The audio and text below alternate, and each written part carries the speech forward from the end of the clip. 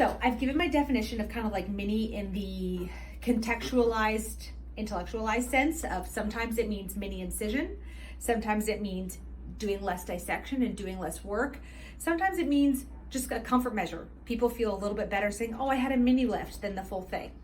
But it's something that, like I had alluded to in prior topics of discussion, that it's best answered by with your surgeon.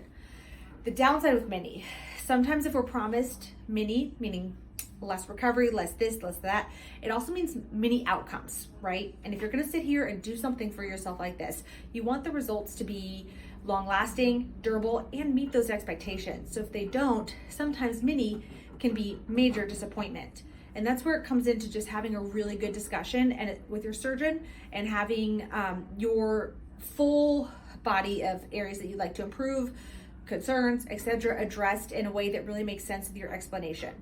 So for me, when I talk about mini lifts, sometimes often, I say sometimes, but I would say now that I'm thinking about it, often I'm referring to a sculpting neck lift, and that we're only kind of working on the middle portion. Why is that? Sometimes in younger patients, we don't have the same laxity from the sides that's crouching down and causing those big, deep platysmal bands, and lack of support from the side. We're dealing with more things that we were born with. Anatomic variants, where a weaker chin or a differently placed airway is making bulges, fullnesses, bullfrog appearance, all that turkey neck under the neck. So we're really using the mini lift as more of like a sculpting procedure, kind of like a rhinoplasty.